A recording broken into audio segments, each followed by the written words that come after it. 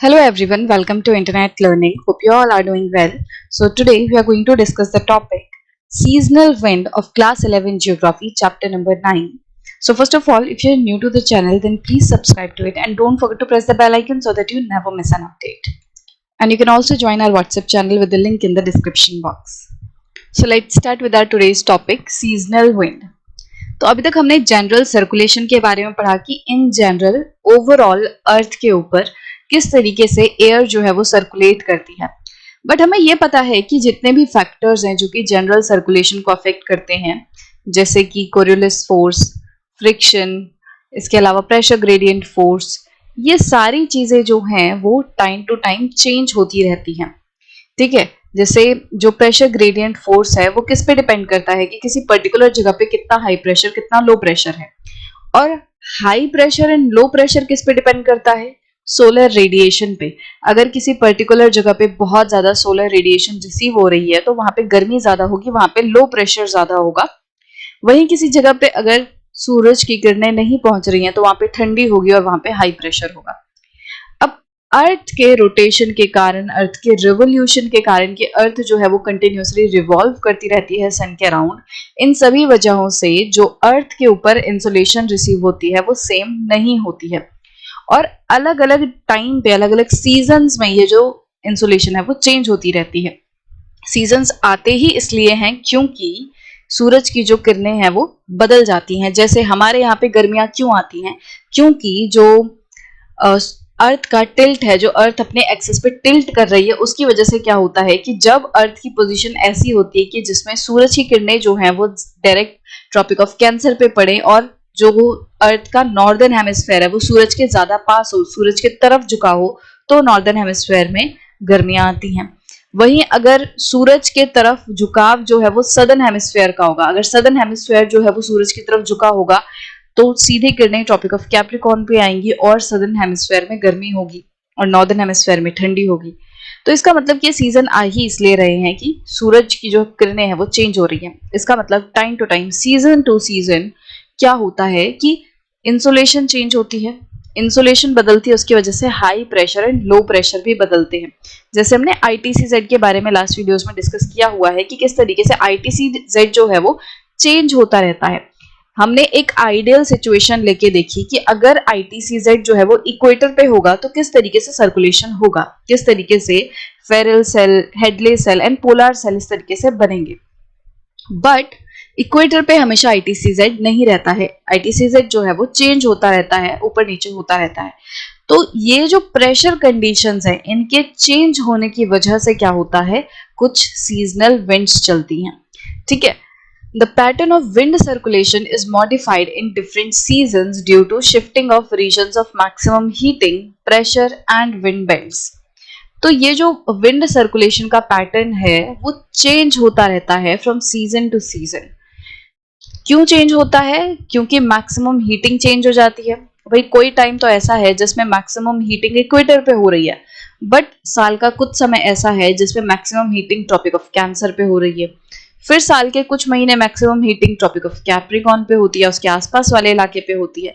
तो ये जो मैक्सिमम हीटिंग है that keeps on changing. At the same time pressure belts and wind belts also changes.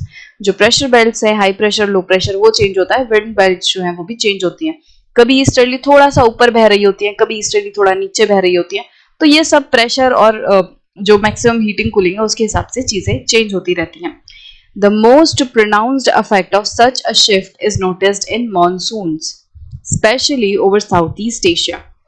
तो seasonal wind का एक बहुत बेहतरीन एग्जाम्पल है मॉनसून्स। अब देखो हमारे देश में मॉनसून क्या हमेशा आता है, मॉनसून का एक टाइम पीरियड, हम कहते हैं नॉर्मली जुलाई टू सितंबर का जो मंथ रहता है ना, मॉनसून आता है। इसका मतलब कुछ ऐसा सीजन है जिसमें कोई पर्टिकुलर विंड्स चलेंगी।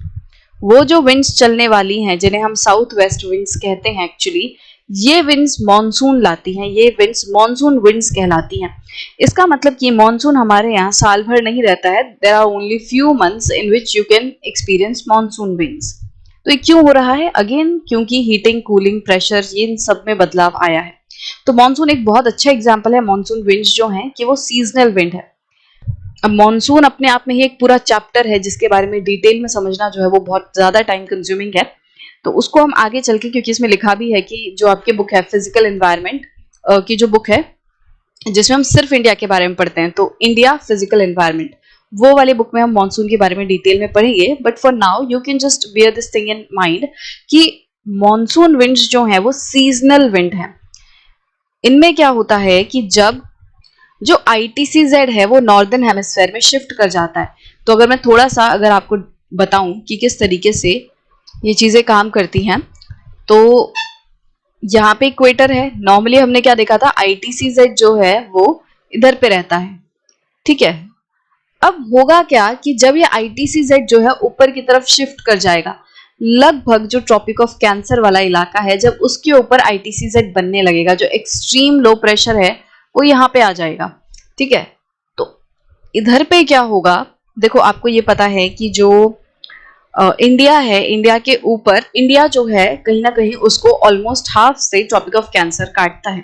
तो जब ITCZ ऊपर की तरफ शिफ्ट होगा तो कहीं ना कहीं इंडिया के ऊपर बहुत ज्यादा लो प्रेशर बनेगा। इंडिया में जो ट्रॉपिक ऑफ कैंसर के आसपास वाला इलाका है, मतलब ओवरऑल इंडिया में क्या होगा, एक्सट्रीम हाई प्रेशर का सामना करना पड़ेगा।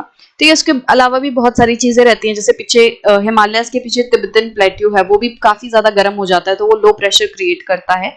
तो वो भी जो मानसून विंड्स है उनको लाने में हेल्प करता है। तो यहाँ पे क्या होता है कि देखो नॉर्मली विंड्स कैसे चलती हैं, अगर ITCZ जो है इक्वेटर पे होता तो विंड्स ऐसे चलती, ठीक है, इस तरीके से चलती, क्योंकि ITCZ जो है वो एक्सट्रीम लो प्रेशर है और हवाएं high pressure to low pressure ऐसे चलती हैं।